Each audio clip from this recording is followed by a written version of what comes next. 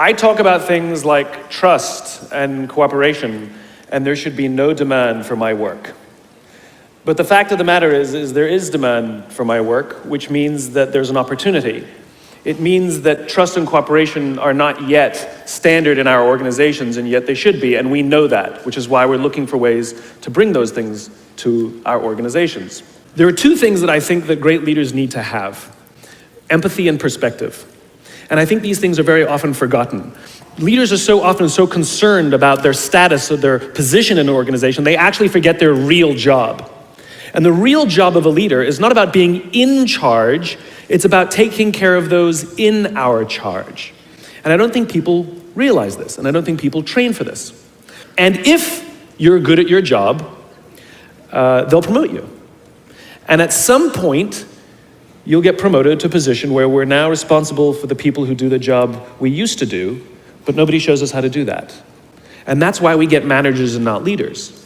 Because the reason our managers are micromanaging us is because they actually do know how to do the job better than us. That's what got them promoted. Really what we have to do is go through a transition, which is we have to go through this transition of being responsible for the job and then turning into somebody who's now responsible for the people who are responsible for the job. They are not teaching us how to lead. And leadership is a skill like any other. It is a practicable, learnable skill. And it is something that you work on. It's like a muscle. If you practice it all the days, you will get good at it and you will become a strong leader. If you stop practicing, you will become a weak leader. Leadership is the same. We all have the capacity to be a leader. Doesn't mean everybody should be a leader, and it doesn't mean everybody wants to be a leader. And the reason is because it comes at great personal sacrifice. Remember, you're not in charge, you're responsible for those in your charge. That means things like when everything goes right, you have to give away all the credit. And when everything goes wrong, you have to take all the responsibility. That sucks, right? It's things like staying late to show somebody what to do. It's things like when something does actually break, when something goes wrong, instead of yelling and screaming and taking over, you say, try again. When the overwhelming pressures are not on them, the overwhelming pressures are on us. At the end of the day, great leaders are not responsible for the job. They're responsible for the people who are responsible for the job. They're not even responsible for the results. I love talking to CEOs and say, what's your priority? And they put their hands on their hips all proudly and they say, my priority is my customer. I'm like, really? You haven't talked to a customer in 15 years. There's no CEO on the planet responsible for the customer. They're just not. They're responsible for the people who are responsible for the people who are responsible for the customer. I'll tell you a true story. A few months ago, I stayed at the Four Seasons in Las Vegas. It is a wonderful hotel. And the reason it's a wonderful hotel is not because of the fancy beds. Any hotel can go and buy a fancy bed. The reason it's a wonderful hotel is because of the people who work there. If you walk past somebody at the Four Seasons and they say hello to you, you get the feeling that they actually wanted to say hello to you. It's not that somebody told them that you have to say hello to all the customers, say hello to all the guests, right? You actually feel that they care. Now, in their lobby, they have a coffee stand. And one afternoon, I went to buy a cup of coffee, and there was a barista by the name of Noah who was serving me. Noah was fantastic. He was friendly and fun, and he was engaging with me, and I had so much fun buying a cup of coffee, I actually think I gave 100% tip, right? He was wonderful. So as is my nature, I asked Noah, do you like your job? And without skipping a beat, Noah says, I love my job. And so I followed up. I said, what is it that the Four Seasons is doing that would make you say to me, I love my job?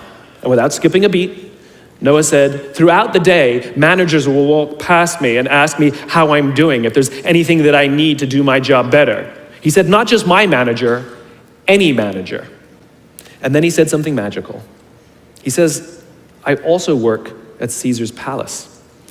And at Caesar's Palace, the managers are trying to make sure we're doing everything right. They catch us when we do things wrong. He says, when I go to work there, I like to keep my head under the radar and just get through the day so I can get my paycheck. He says, here at the Four Seasons, I feel I can be myself. Same person, entirely different experience from the customer who will engage with Noah. So we in leadership are always criticizing the people. We're always saying, we've got to get the right people on the bus. I've got to fill my team. I've got to get the right people. But the reality is, it's not the people. It's the leadership. If we create the right environment, we will get people like Noah at the Four Seasons. If we create the wrong environment, we will get people like Noah at Caesar's palace. So why is it that when somebody has performance problems at work, why is it that our instinct is to say, you're out? We do not practice empathy. What does empathy look like? Here's the lack of empathy. This is normal in our business world. You walk into someone's office, someone walks into our office and says, your numbers have been down for the third quarter in a row. You have to pick up your numbers, otherwise I can't guarantee what the future will look like. How inspired do you think that person is to come to work the next day? Here's what empathy looks like. You walk into someone's office, someone walks into your office and says, your numbers are down for the third quarter in a row. Are you okay? I'm worried about you. What's going on? We all have performance issues. Maybe someone's kid is sick. Maybe they're having problems in their marriage. Maybe one of their parents is dying. We don't know what's going on in their lives. And of course it will affect performance at work. Empathy is being concerned about the human being, not just their output. And we have to practice empathy. So let me show you what empathy looks like. Listening to understand, trying to understand someone's point of view and disposition. At 100% of the talks that I give or the meetings that I have, invariably, someone will raise their hand and ask about the millennial problem. Apparently, this young generation is unleadable. Apparently, they have confounded every single company in every single industry. And so now it's at the point where companies have given up and are now just asking millennials, what do you want? And so they say, we want free food and bean bags. And so now every company has free food and bean bags, and guess what? Nothing has changed. So what I thought I would do is show you what empathy looks like. How do we practice empathy with someone we don't understand? How do we practice empathy with an organization or a group that we're struggling with? It breaks down to 4 things. I've broken it down into parenting, technology, impatience, and environment. Let's talk about parenting first. Too many millennials have grown up subject to what has been described as a failed parenting strategy. Too many of them were told as they were growing up that they were special, that they can have whatever they want just because they want it. They got medals for coming in last. They got participation medals. Right? And the science on this is already good. We know that it devalues the feeling that somebody who works hard and comes in first place, and it actually makes the person who comes in last embarrassed because they know they don't deserve it. So it actually makes them feel worse. It actually doesn't help. And they got A's not because they earned them, but because the teachers didn't want to deal with the parents. Right? Then those kids graduate and they start a job. And in an instant, they find out that they're not special, that you don't get anything just because you want it. You get nothing for coming in last, and your parents cannot help you get a promotion. And in an instant, their entire self-image is completely shattered. In an instant, the way they view themselves has completely changed, turned on its head. And so what you find is that there's an entire generation growing up with lower self-esteem than previous generations. Remember, they have grown up in an Instagram, Facebook, Snapchat world in which they are very, very good at putting filters on everything. And we think they're full of confidence. They seem to have all the answers. They seem to be telling us what to do. It's just not true. Their confidence is a lot weaker than before. They don't know where they're coming from. They don't know where they're going. They're unsure of themselves, and they lack the courage to ask. Number 1. Then we add in technology. There's a chemical in our body called dopamine. You know that great feeling you get when you cross something off your to-do list, or when you win the game, when you hit the target, right? Win the client, get the promotion, whatever it is. That elation comes from a chemical in our body called dopamine, right? Now, other substances, other things that release dopamine include alcohol, nicotine, gambling. That's what makes us feel good when we engage with those things, and it's the root of a lot of addiction. You see, when we're very, very young, the only approval we need is approval from our parents. And then as we go through adolescence, we now crave the approval of our peers. Very frustrating for our parents, very important for us. It allows us to acculturate outside of our immediate families into the larger tribe. Very, very important, right? It's a time of high stress and high anxiety, and we're supposed to learn to rely on our friends.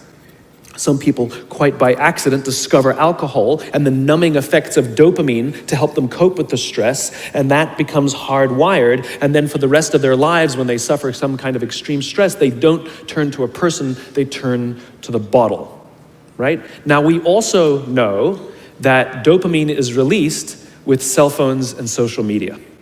So that bing, buzz, flash, and beep that we get from our phones that feels so good, it releases dopamine. We like getting it. Yes, we all hate all the emails, but we love the bing, right? We've all been in this position. You know, you're feeling a little bit down, you're feeling a little bit sorry, maybe feeling a little bit sad. And so what do? We send out 10 texts to 10 friends. Hi, hi, hi, hi, hi. And we hope that they write back because it feels good, right? So now we have a young generation with basically unfettered access to social media and cell phones. We have age restrictions on alcohol, we have age restrictions on smoking, and we have age restrictions on gambling. We have no age restrictions on this other dopamine-producing device called social media or cell phones. And so what's happening is it's becoming hardwired, where our young generation isn't learning the coping skills and coping mechanisms to turn to another human being when they're struggling or stressed. They're turning to social media or their cell phones. Their self-worth sometimes becomes wrapped up in how many likes they get. They obsessively check how many likes, and actually will get depressed if they don't get any. So let me show you the subconscious power of this device. What if I were to hold my phone while I'm giving this presentation? I'm not checking it, it's not buzzing, it's not beeping. I'm simply holding it. Do you feel like you're the most important thing to me right now? No, you do not. And this is an artificial environment. Now think about how often this phone is out while we're talking to other people. Hey boss, can I talk to you? Sure, what's on your mind? As opposed to, sure, what's on your mind? We go out for dinner or lunch with our family and our friends. We have meetings and we put the phone on the table, which sends a subconscious message to everybody else in the room that this is not that important to me. You're not that important to me. And by the way, putting your phone upside down is not more polite. Put it away, keep it away, because what it does is it actually hurts our ability to relate to each other. Now you look at young kids these days, they're on them all the time. I don't blame them, it is addiction. We yell and scream at them, but it's like yelling and screaming at an alcoholic. It doesn't help the fact that it's a chemical addiction. Right? So you take an insecure generation that now, through no fault of their own, struggles to cope with stress. They don't know how to cope with and deal with stress. And as they have told me, many of them will admit that they struggle to form deep, meaningful relationships. They will admit that many of their friendships are superficial. It's not human, right? Of depression in this generation. We're starting to see a rise of suicide in this generation. We're starting to see a rise of accidental deaths due to drug overdose from this generation. Universities are currently dealing with an epidemic that they've never dealt with before, which is the number of kids requesting leaves of absence due to depression, right? So you add in the next one, impatience. This generation is often accused of being entitled.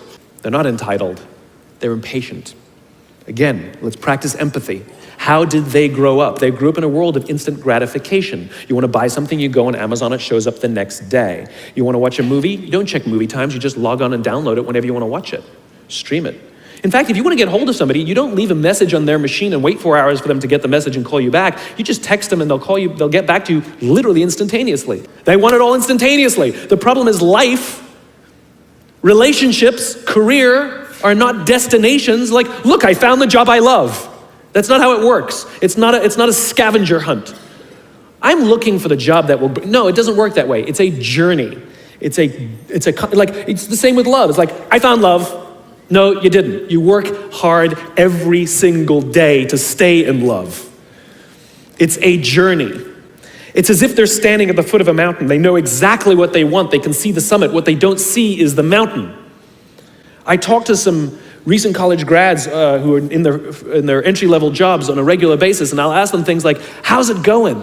And they'll say, yeah, I think I'm gonna quit. I'm like, why? They're like, I'm not making an impact. I'm like, you've been here 8 months, right? And this is the problem. They see it as destination. I'm not making an impact. I hear it all the time. But they don't even know what that means, impact. Yes, we all want to make an impact. What kind of impact? What do you want to do? How do you want to contribute to the world? This is what vision is. This is what why is. It's become generic and abstract. So you have an insecure generation that doesn't have coping mechanisms, that wants everything resolved and resolved now.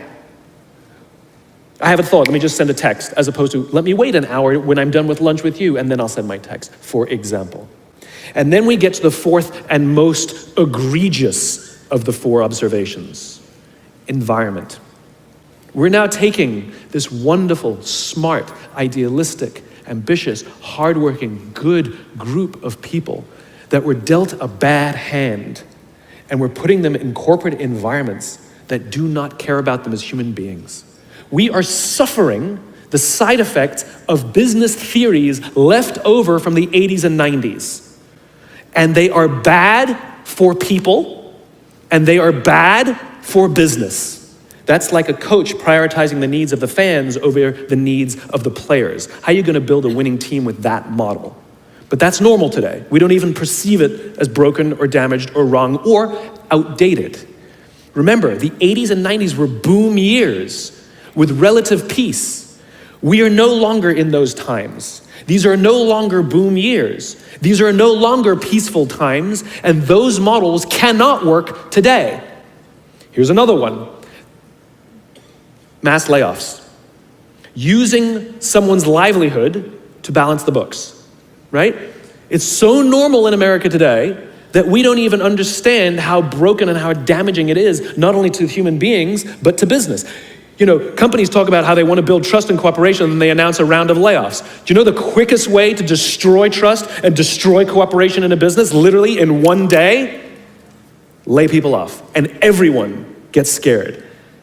And forget about the people who lost their job. Think about the people who kept their jobs. Because every single decision a company makes is a piece of communication. And the company has just communicated to everybody else, this is not a meritocracy. We don't care how hard you work or how long you've worked here.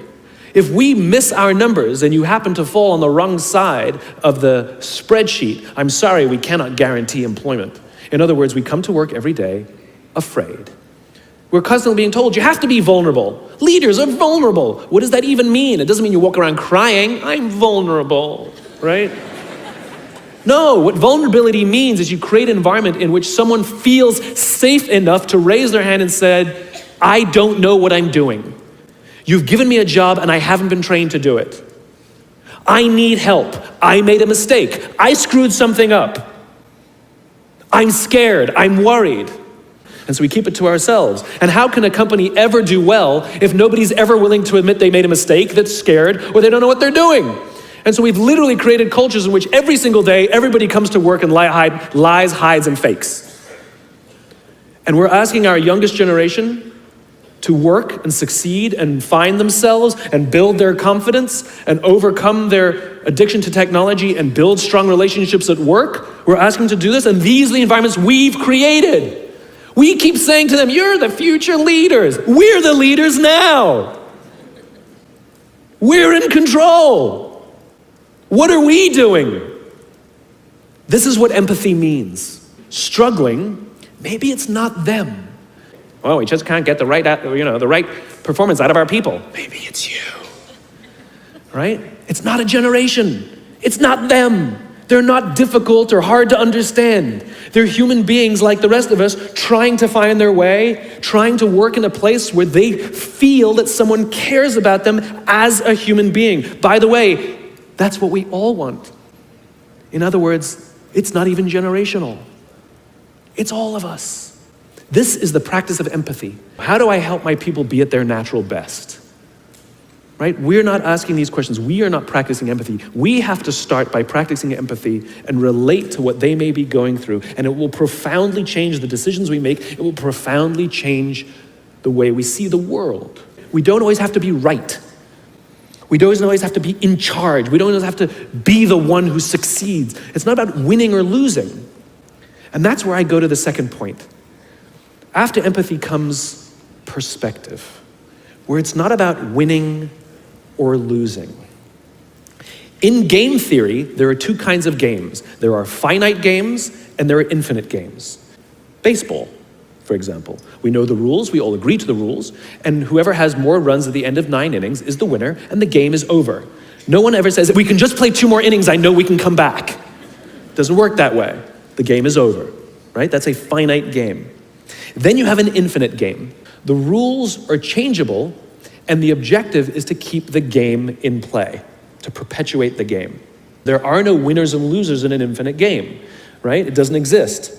And because there are no winners or losers, what ends up happening in the infinite contest is players drop out when they run out of the will or the resources to play. But there's no winners or losers. Problems arise when you pit a finite player versus an infinite player. Because a finite player is playing to win, and an infinite player is playing to keep the game going, right? Now let's look at business. The game of business has pre-existed or has existed long before every single company that exists on this planet today. And it will outlast every single company that exists on this planet today. There's no winning the game of business. And the reason is because we haven't agreed to the rules. I get such a kick out of this. You realize how many companies actually don't know the game they're in, right? Listen to the language that the companies use. We're trying to beat our competition. We're trying to be number one. Did you know that we were ranked number 1? Look at the listing. Based on what criteria? Revenues, profits, market share, square footage, number of employees. Based on what time frame? A quarter, a year, 5 years, 10 years, 20 years, 50 years, 100 years? I haven't agreed to those standards. How can you declare yourself the winner? How can you declare yourself number 1 where no one else in the game has agreed to the rules? It's arbitrary. There is no winning because there's no end. In other words, companies are playing finite games. Listen to their language. They're trying to beat their competition. What does that even mean? All the companies that we refer to as the exceptions, Southwest Airlines, Apple Computers, Harley Davidson, they're the exception. No, they're playing the infinite contest. They frustrate their competition, is what happens. That's what happens, because they're not playing to win. I spoke at a leadership summit for Microsoft. I also spoke at a leadership summit for Apple. Now, at the Microsoft summit, I would say 70% of the executives, and this was under the Steve Ballmer days, I would say about 70% of the executives spent about 70% of their presentations talking about how to beat Apple. At the Apple summit, 100% of the executives spent 100% of their presentations talking about how to help teachers teach and how to help students learn. One was obsessed with their competition, the other one was obsessed with where they're going.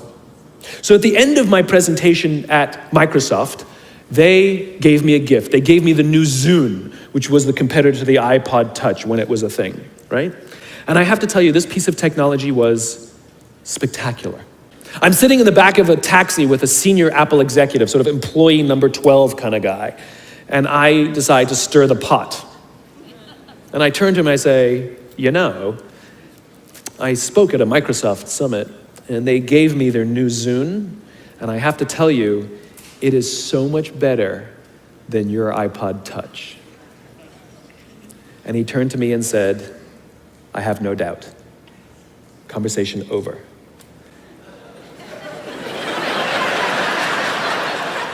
Because the infinite player isn't playing to be number 1 every day with every product. They're playing to outlast the competition. If I had said to Microsoft, oh, I've got the new iPod Touch, it's so much better than your new Zune, they would have said, can we see it? What does it do? We have to see it. Because one is obsessed with their competition, the other is obsessed with why they do what they do, the other is obsessed with where they're going. Those who play the infinite game understand it's not about the battle, it's about the war. And they don't play to win every day. And they frustrate their competition until their competition drops out of the game. Every single bankruptcy, almost every merger and acquisition is basically a company saying we no longer have the will or the resources to continue to play, and we have no choice to either drop out of the game or merge our resources with another player so that we can stay in the game. That's what that is. And if you think about the number of bankruptcies and mergers and acquisitions, it's kind of proof that most companies don't even know the game they're in. You want to be a great leader, start with empathy. You want to be a great leader, change your perspective and play the game you're actually playing. Thank you very much.